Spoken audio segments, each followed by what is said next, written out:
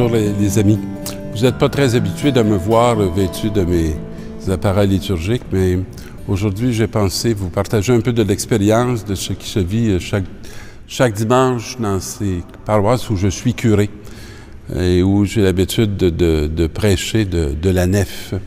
J'aime bien être proche des gens, les voir, les sentir quand j'adresse la parole. Aujourd'hui, la première parole que l'on est appelé à recevoir nous parle d'une consommation, donc quelque chose qu'on connaît très bien, mais nous parle d'une chose qu'on connaît moins bien, d'une consommation gratuite qui est donnée. Vous tous qui avez soif, venez, voici de l'eau. Même si vous n'avez pas d'argent, venez acheter et consommer. Vous allez acheter du vin, du lait, sans argent et sans rien payer. Toute cette lecture va nous parler effectivement d'une alliance qui vient, qui est une alliance où on n'achète pas, où on est racheté et où la réalité en est une de gratuité. On va nous dire un peu plus loin dans cette même parole, « Cherchez le Seigneur tant qu'il se laisse trouver ».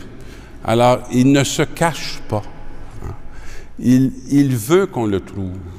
Alors, c'est un Seigneur qui désire notre rencontre et ses chemins ne sont pas vos chemins.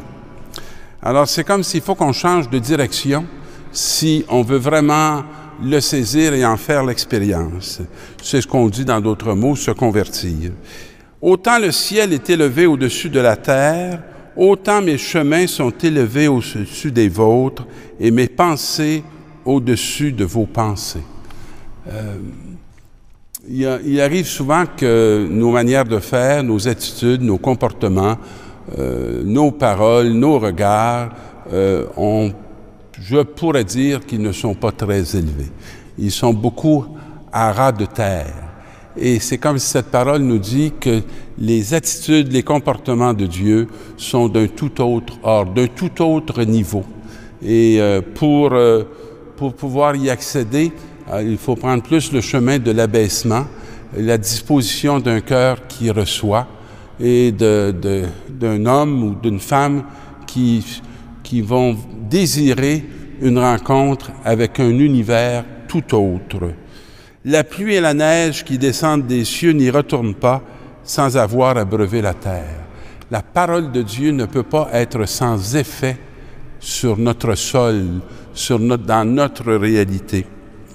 Et cette parole va féconder la terre, va la faire germer pour donner la semence au semeur et le pain à celui qui mange. Alors, on voit tout un cycle qui donne la vie et qui est au service d'une vie perpétuelle qui se continue. Ainsi, ma parole qui sort de ma bouche ne reviendra pas vers moi sans effet, sans avoir fait ce que je veux et sans avoir accompli sa mission. Alors, cette parole, elle peut tomber sur tout homme, toute femme de bonne volonté et elle va accomplir l'œuvre de Dieu. Le second texte va nous parler beaucoup du baptême en Jésus-Christ, et c'est dans sa mort que nous avons été baptisés. Quand je demande souvent aux gens qu'est-ce que symbolise l'eau du baptême, j'ai très peu souvent la réponse qu'elle symbolise la mort du Christ. À notre baptême, on est plongé dans la mort du Christ.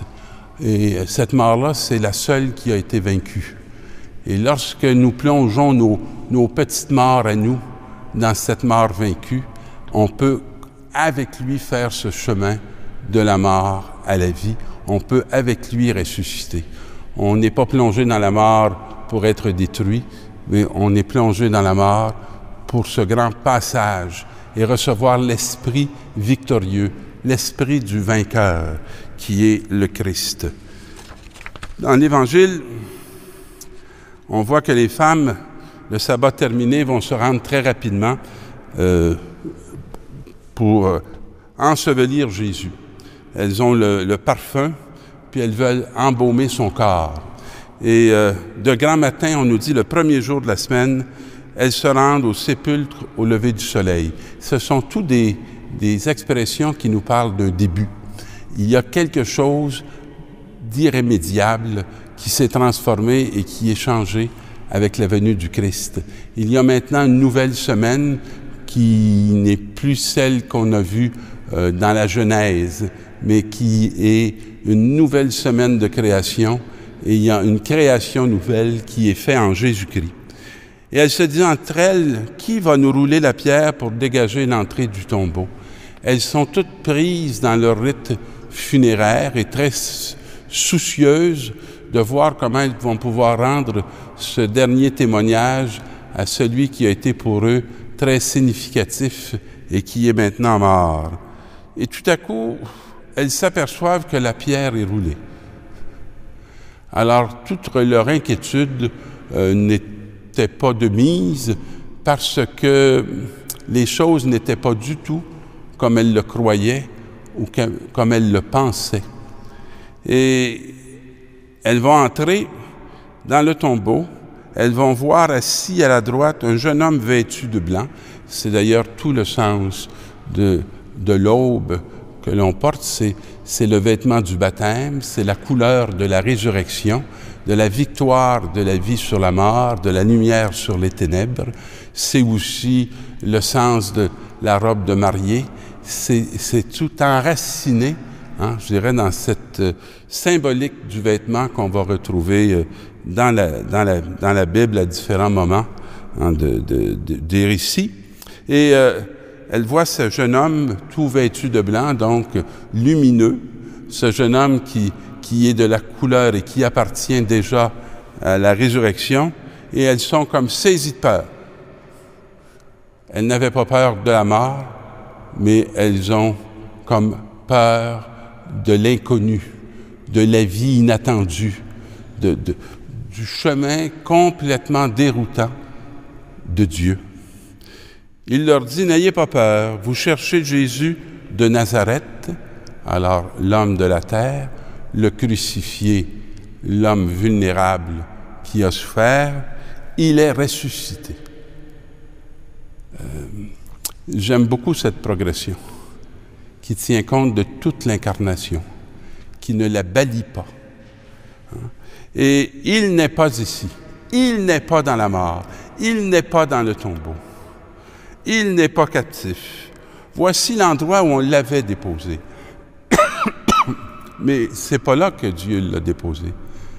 Les hommes l'ont déposé là, et ceux qui l'ont fait dans un immense respect, en s'affirmant et en risquant leur réputation. Et allez dire aux disciples et à Pierre, il vous précède en Galilée, là vous le verrez, comme il vous l'avait dit.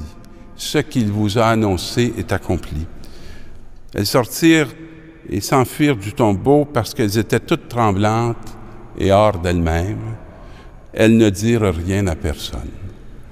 Intéressant de voir qu'elles ne sont pas capables de témoigner de la nouvelle, tellement elles sont chavirées, tellement elles sont dérangées.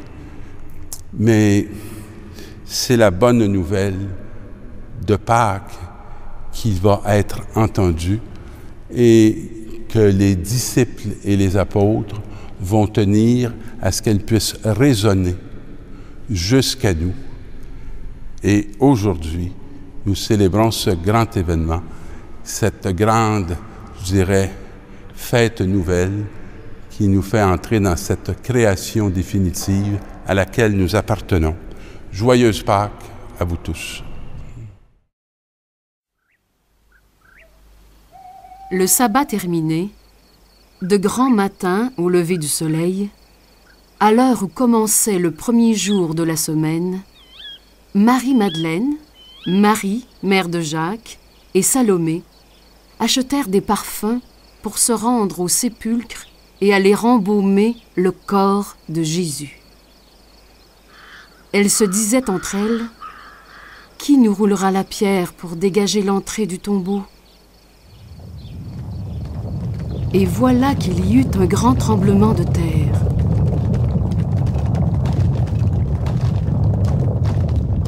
L'ange du Seigneur descendit du ciel, vint rouler la pierre et s'assit dessus. Il avait l'aspect de l'éclair, et son vêtement était blanc comme la neige. Les gardes, dans la crainte qu'ils éprouvèrent, furent bouleversés et devinrent comme morts. Au premier regard, alors qu'il faisait encore sombre, les femmes s'aperçurent qu'on avait roulé la pierre, qui était pourtant très grande. Elles entrèrent, mais ne trouvèrent pas le corps du Seigneur Jésus. Marie-Madeleine courut donc trouver Simon-Pierre et l'autre disciple, celui que Jésus aimait. Les autres femmes aperçurent tout à coup, assis à droite, un jeune homme vêtu de blanc. Elles furent saisies de peur. Or, l'ange s'adressa aux femmes. « Femmes, soyez sans crainte. Je sais que vous cherchez Jésus, le crucifié. Il n'est pas ici, car il est ressuscité, comme il l'avait dit.